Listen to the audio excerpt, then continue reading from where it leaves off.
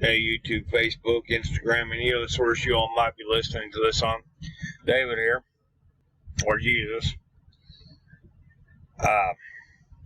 I'm the vessel that our Father has chosen to bring all this up. This is explained in detail in the books. The fourth book that I talked about previously in the other book videos is done. It's complete. I've actually had my copies for a month, and I wasn't sure. Been kind of toying around with maybe I was supposed to be writing a fifth one, but I think this is it. I think this is the last one the Father's going to have me write. I've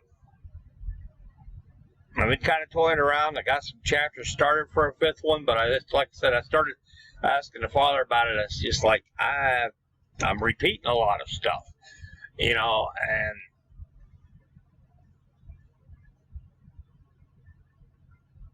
like I was asking him tonight earlier, and I was like, what do you want me to do? And I think I got my answer pretty quick. He does. He usually gives me my answers pretty quick. So, and that's because I commute with him all day long. I communicate with him all day long. I meditate on the scriptures all day long, and in my mind, we're talking back and forth all day long. It's just me and him all by our, and that's explained in the books. He's always with me, I'm always with him, and we have gotten a pretty good relationship. I have talked to a few people that are kind of like, I like the way you talk about him, and that's because I know he's right here. He's right next to me all the time, and so I talk to him. I talk no differently than just having a person right next to me. I mean, he's here with me all the time. So anyway, the fourth book, Jesus is Here. Yeah, that's me. Is done. 562 pages long. A couple pages about me in the back. So I think it comes up to 565 pages. I'm not sure. I don't remember how they got it listed. It's on Amazon, Barnes & Noble, and iTunes, but I can't seem to find it on iTunes, but they haven't sent me notification. I think they're still working on getting the ebook uploaded. I don't think that's done yet. There's still some things that's going to be done. The ebook's not done. This is probably why I haven't been too enthusiastic about letting everybody know that this book's been done, because they're still doing the ebook, getting the ebook uploaded. We're still going to do a radio commercial. They're still doing the press release, sending that throughout the entire world to businesses, organizations, church, radio, and TV stations throughout the world. They're sending the press release to. They haven't got those few steps done yet, so it's kind of like, I'm not sure. I've been kind of wondering if I'm supposed to really be getting, putting it on social media to where many people can find out about it, because, I have a fear of the Father. That's explained in the book. That fear of the Father, the fear of God is a must. I've talked to so many people saying we have nothing to fear. Oh, yes, we do. Fear God. Fear not what man can do to you, but rather fear the one that can destroy both your body and soul in hell. Yes, we're in hell. That's Matthew 10, verse 28. Okay? Yes. Fear God. Fear nothing else. Fear God. He can make or break you. You always heard your mom and dad say that when you was young? He can. No joke. No laughing matter. Man can make you feel like you're high on a mountain and bring you down to tears in a minute. I know. Been there. Done it. He's done it to me. More than once. Okay? Fear God. Oh. Anyway, let's just go over the chapters here. Well, here, let me show you this here, what this says right up here. If you can read that. Labor not for the meat which perisheth, but for the meat which endureth unto everlasting life, which the Son of Man shall give unto you. For him hath God the Father sealed. Now, I want to show you this. It's just kind of the way I felt the Father was telling me to do this in the book. If you can see that cross right there in the middle of my forehead in that picture. So you can see here on here, it's there. The light's in it. There you can see it, I think. Get my head tilted the right way, because I'm backwards here. Kind of looking in a mirror. But anyway, if you've seen that cross there, then on the bottom of that picture is Philippians 2:11. Okay. Get back the right way here. And that every tongue should confess that Jesus Christ is Lord, to the glory of God the Father. Philippians 2:11. I keep getting this backwards, going the wrong way. All right. That's why I got it on a little bigger screen tonight, because I want to show you some things in the book. Just kind of show you the introduction. Okay. We got the introduction. We got the chapter of believing. Let us make man in our own image. The forbidden fruit. The 1,000-year reign. Reincarnation. Just as the days of Noah, the son of perdition, revealed. The birth of Jesus. Building your house on the rock. And the conclusion. Now, I'm just going to kind of go over a few of these. I'm going to go over these chapters. Okay, now I want to say something here. Now, the third book has been placed inside the fourth book. Changed the name of a couple chapters, modified those couple chapters. Then in this book, like the forbidden fruit is also in the second book. The Father had me write, behold, a greater than Jonas is here. Okay. That was called the Garden of Eden in that book. I took it out of that book and I placed it in this book, called it the Forbidden Fruit, because that's really what this book, that chapter is about. It's revealing what the forbidden fruit is that we're not supposed to be eating. If we eat it, we judge, we condemn, we think of ourselves better than others, we think we deserve to be treated better than others by our Father. And none of us deserve to be treated any better. We've all transgressed our Father equally. James 2, you break one law, you break them all. Okay? So, but anyway, let's just kind of go over those. We got the introduction, okay, obviously an introduction. We got the chapter Believing, which was in the third book. And this really goes into depth about what it means to believe. You know, many people believe that just believing is believing, and you usually believe. But I must refer you to James 2. Faith without works is dead. Okay, you can say you believe, but if you don't have the works, it's not doing you any good. There's got to be some kind of works, spiritual works, not physical works. All right. Anyway, let us make man our own image. It's the next chapter. That chapter is, this is when God first said in the beginning of the Bible, let us make man in our own image. That is so misunderstood.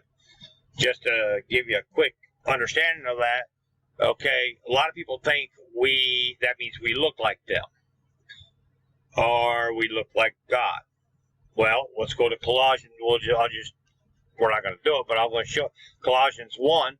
Jesus is in the image of the invisible God. We can see one another, so we don't look like them. All right? But we have everything here on earth as they have up there. Everything that's happening up there is happening down here. Okay? We're on like a model, if you will. And this is the way I explain it I think I use this example in the book. You go out and buy yourself a model car at a store. You come home, you paint it up. Let's say a 57 Chevy, just a car off the top of my head. And you paint the engine and so forth. You paint the body. You put your decals on it. You paint your tires. You get your tires. You get your wheels and everything on it. It looks just like the real thing, but it's not the real thing. It's in the image.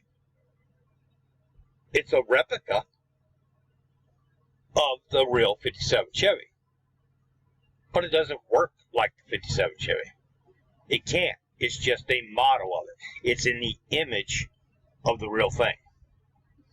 That's what we are. We are in the, when they said, let us make man in our image, that's what that pertains to. That is a 102-page long chapter that explains what let us make man our own image. And I mean, it'll blow your mind, because what is going on in the world today, right now, with the COVID-19, the economic turmoils, the racial tensions throughout the world, okay, and now all the riot that happened at the Capitol thing the other day, that was the first three things that I mentioned is the first three contractions that the world's going through. These chapters, there's a couple chapters in here that explain that, what we're going through. Okay, but the riots at the Capitol, whatever it was, that was the fourth contraction. Now, many think that's over with. No, it's not. That was the beginning of the contraction. I don't know if it's going to get harder and stronger, but we will continue to feel the labor pains. And you do not know what I'm talking about. I know that. This book will help you understand what we're going through. Okay? Because then okay. I'm getting off topic. The 1,000-year reign. We are living. Yeah, I already did the forbidden fruit. The 1,000-year reign. We are living in the 1,000-year reign now. Christ is in you. Christ is in all. Okay? Colossians 3, I believe it is. Christ is in all. Christ is all. Okay? That's where everybody is the Son of God. Makes up the Son of God. You know, you're reigning with, if Christ is in you, you know he is, then you're reigning with Christ. Everybody's been waiting for the 1,000-year reign. Just go ahead and give you a quick rundown of where that, John 8, I believe it is, where they were rebuking Jesus, and I'm not quoting it verbatim, but they was talking about when Jesus said, Abraham longed to see my day, and he seen it and rejoiced.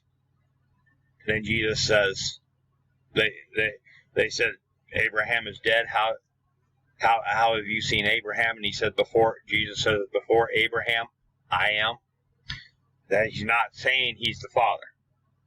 Okay? And this is something I noted. I noted in the Father had me noted in the very first book.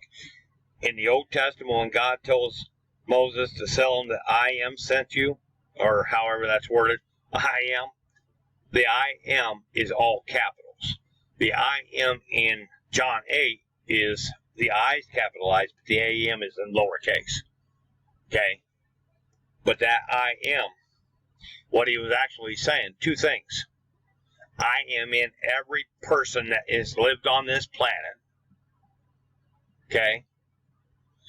And when Abraham seen my day, Abraham seen that he was living in the 1,000-year reign. He's seen that every person on the planet makes up the one Son of God. Doesn't matter what color, race, nationalism, doesn't matter what size, shape, what they've done, what they're doing, or what they will do. They make up the one part of the Son of God. They're the one Son of God. All of us do. All 8 billion people on the planet. We make up the one Son of God, Isaiah 8. But anyway, then we go into the reincarnation.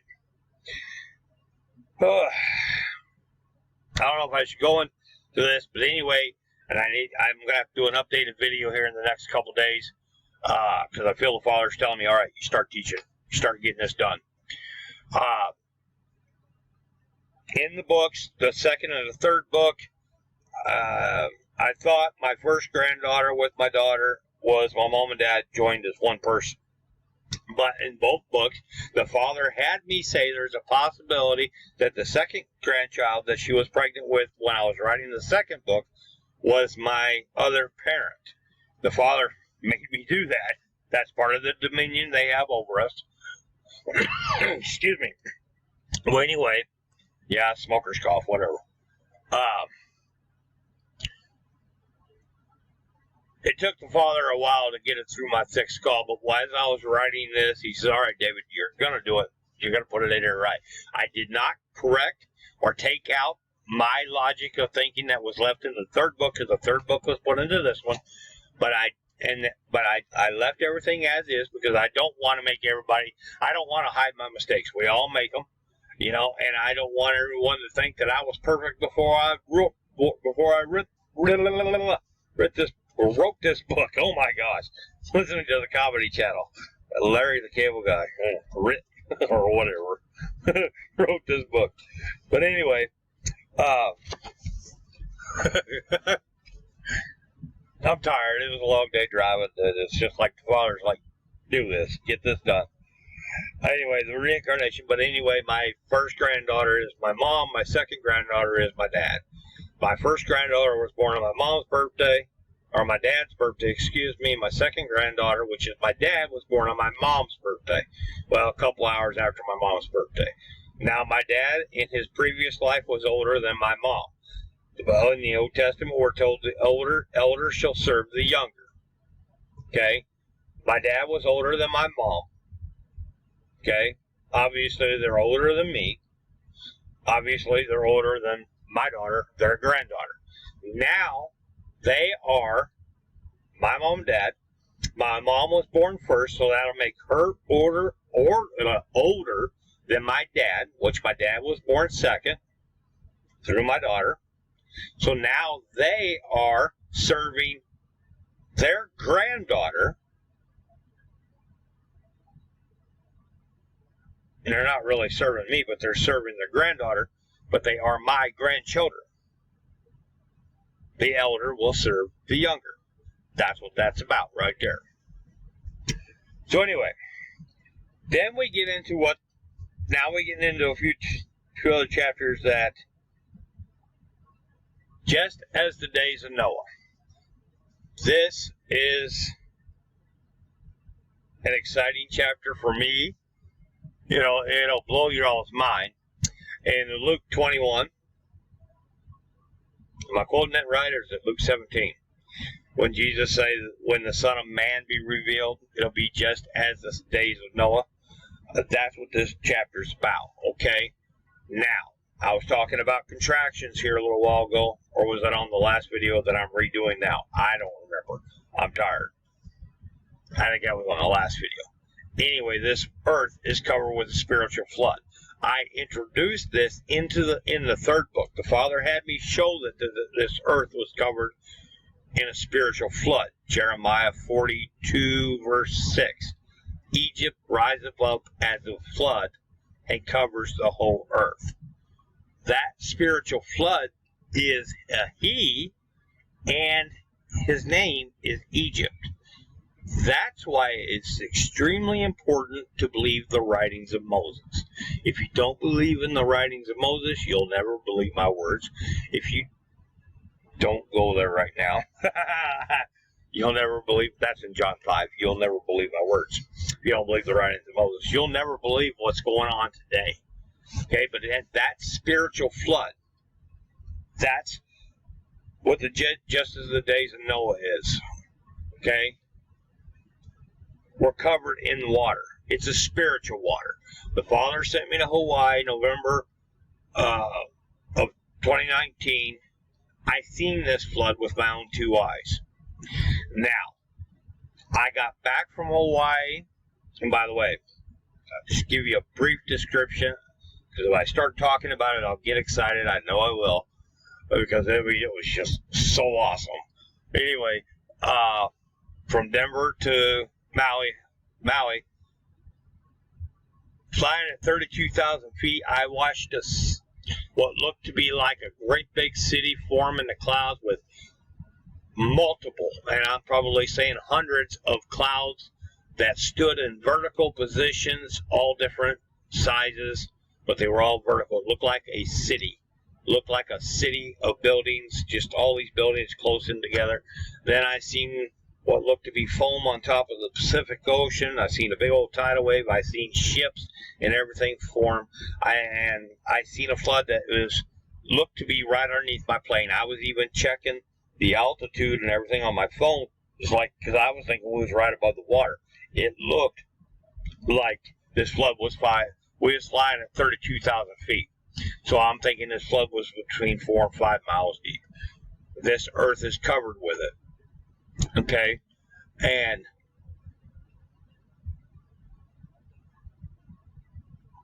there's more to that. That's where we get into the next chapter. The next chapter, nope, I'm skipping one. Then I go into the son of perdition revealed.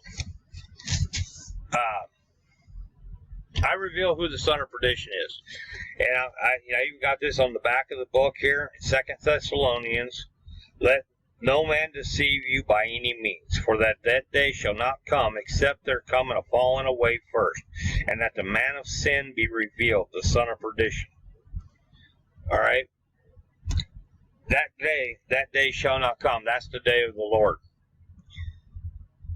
Okay? That falling away is not going to be falling away from this God that everybody thinks that's been changed. This falling away is going to be falling away from listening to the Satan, the angel. Satan is turned into an angel of light. We're not going to show that. I'm not going to show that in the Bible. Okay? But Satan has turned into an angel of light. Satan's been out here deceiving the whole world, telling everybody that Jesus was here 2,000 years ago. He came and he changed our perfect, righteous, justified Father. No, no, and no. You can't change perfection. You don't want our Father to change. If our Father would change, nobody, and I mean nobody, would ever have a chance to get into his house. Why? Because it would no longer be perfect. I don't want him to change. You don't want him to change. He's perfect. He knows what he's doing. Trust him. But that falling away is going to be falling away from this false God that's been telling everybody that our perfect Father has changed.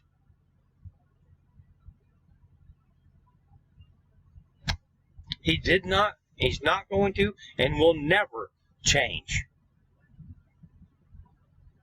Never. You don't want him to. Okay? Now, then the next chapter is the birth of Jesus. Now, that flood I was talking about is our mother's, our mother, Galatians 4, Jerusalem, which is free and above, is the mother of all, and I'm not quoting it by word, okay, but it's in Galatians 4, okay, she is in labor. Now, when the Father sent me to Hawaii, I got back on November 13th. Now, let's not get into that, okay, but I got back on November 13th. In the book I show on November 17th was the first day, the first time that China realized that we was fighting a virus that was unknown to man. China, and I explain it doesn't matter, anyway.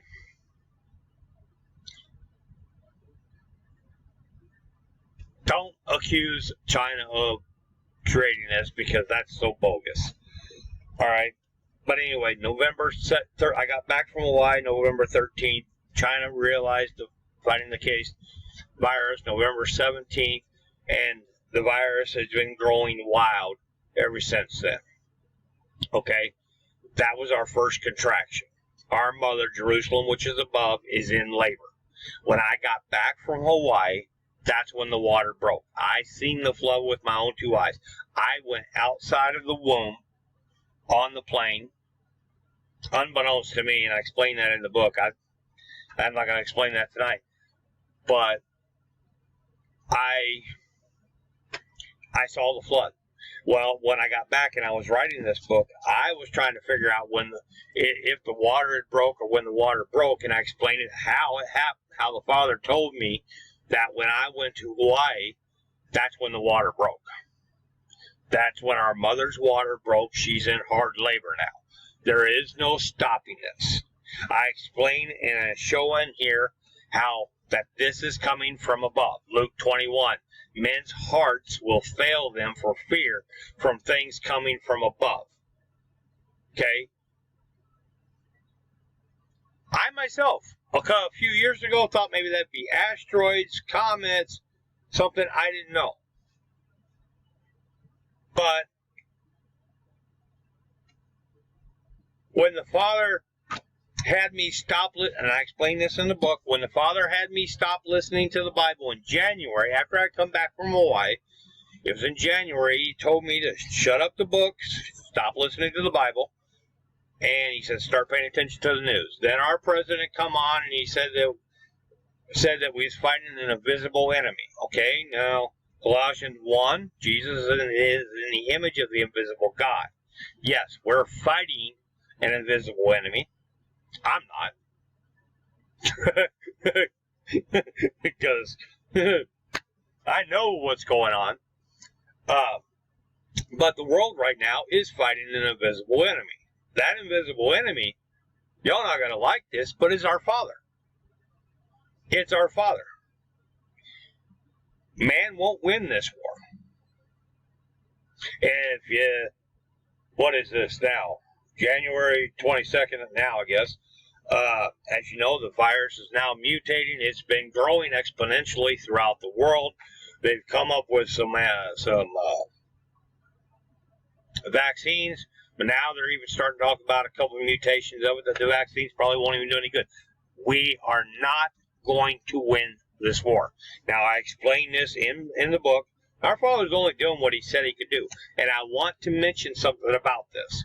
Now, this virus going on right now, the first book he had me write, Father, forgive us, we haven't been listening. He had me do, there's two sections in that book. I think it was pages 77 and 78, one section, and the other section is page 100 to 107. I had it wrote down here the other day. I don't know what I did with it. I don't know if I got it still. Oh, page 72 and 73. And the other one is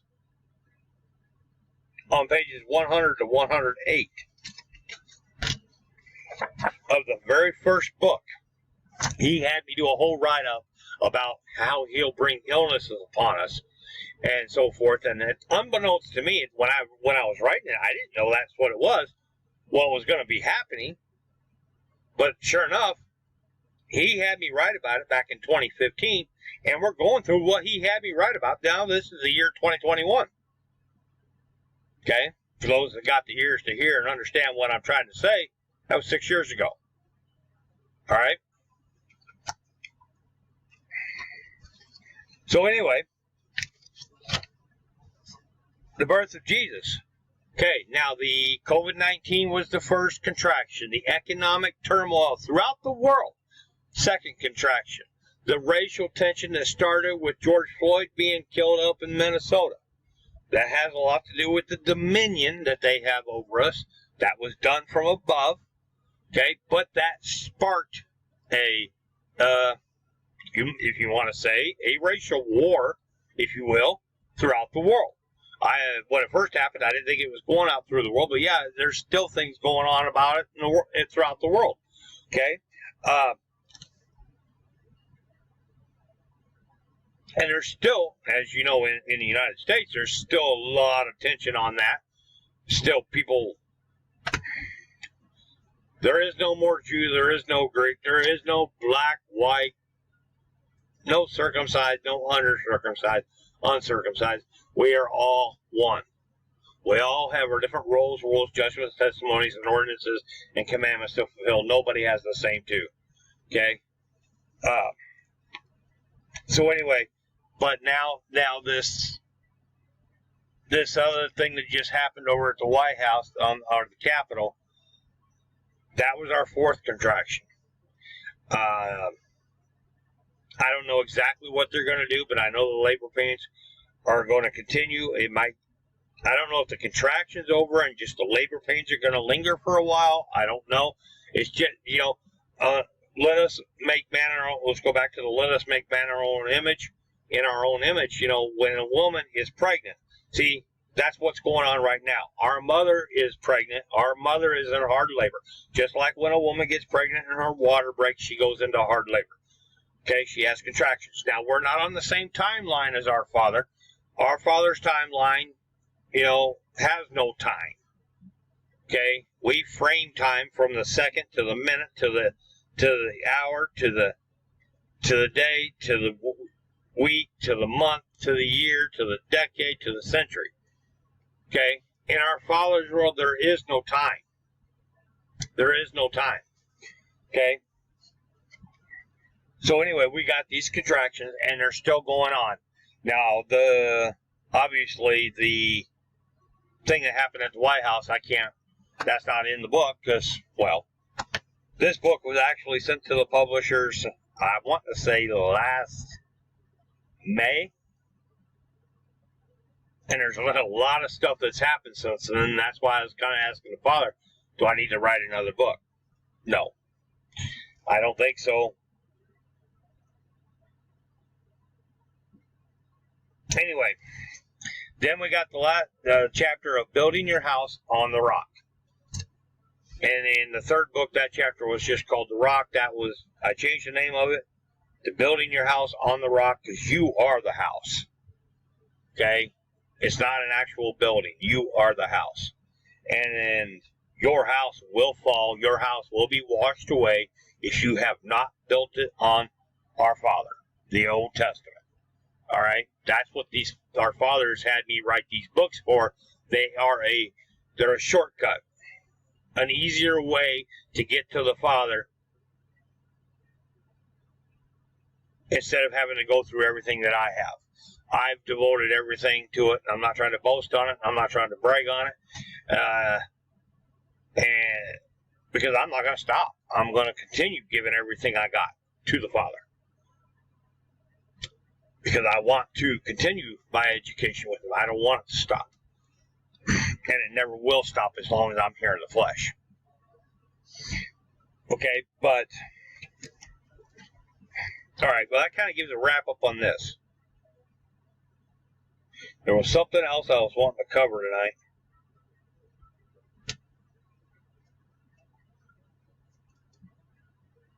Anyways, Jesus is here. Fourth book is done. Amazon, Barnes & Noble, they say iTunes, but I don't think the e-book's loaded yet. I'm getting close to that half hour.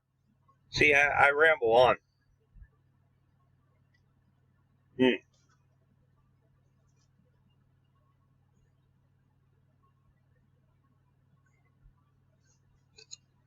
Anyway, I guess that's probably...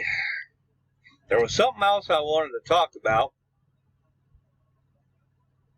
but I can't remember right now. Anyway, I just wanted to let you all know. The book is done, published, Amazon, Barnes & Noble, iTunes, I think. The ebook might not be uploaded yet.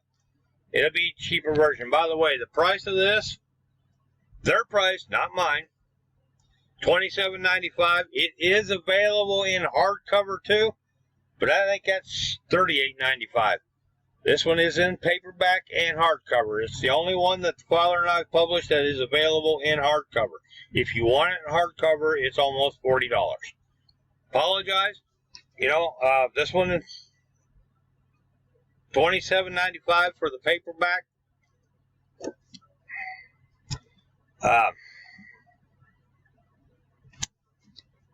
It's up to you all. But, that's what I remember now. That's what I wanted to mention. This is something that the Father brought to my attention a few weeks ago. And he's been teaching me the Bible, hands-on training, one-on-one now for years.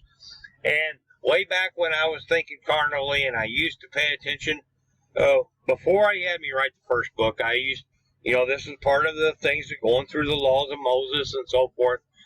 I used to know this, but a few weeks ago, he was like, David, I want you to think about the years in between the Old Testament and the New Testament. Okay? And I knew it was around 400 years, but I would have had to Google it, and it's 400 years. Now, in the books, all the books that the Father's had me write, had me show you all that he only wants me using the King James Version of the Bible. He doesn't want me using any other ones. In the first book, I used one example from the American Standard, but he brought me right back to the King James Bible. This is a witness that is not in the books, but I think he was telling me to get ready to start telling people this, showing people this. So I'm asking you right now, Google when the King James Version of the Bible was written. I'm going to tell you now, it was published in 1611. The Father, he had me put this in all the books, called me to the Bible in 2011. Precisely 400 years after the Old Testament or after the King James Version of the Bible was published. That's not it. That's not the King James. Sorry about that. But the time between the Old Testament and the New Testament is now. Called me to the Bible 400 years after the King James Version of the Bible was published. 400 now, being the year is 2021, it is 410 years after the King James Version of the Bible was published that he's here. This is something I show in this book. Okay? Psalm 90. I'm not showing it on here tonight. In Psalm 90, in the beginning of the chapter, we're told 1,000 years are but as if yesterday to our Father, to God. Okay? Let me ask you a question. Doesn't that mean, and I know that's what it means, so I'm asking you a rhetorical question on my end, but maybe not for you. But if our Father is all-knowing, don't you think when he had the holy men of the Bible write what they wrote, moved by the Holy Ghost, he could have had them write about something that's going to happen 1,000,000 years from now? 1,000 years are as if yesterday. I'm not saying it exactly, but 1,000 years are as if yesterday to God. So, it's a memory for him. It's a future event for us. That's why it sounds like Jesus was here already.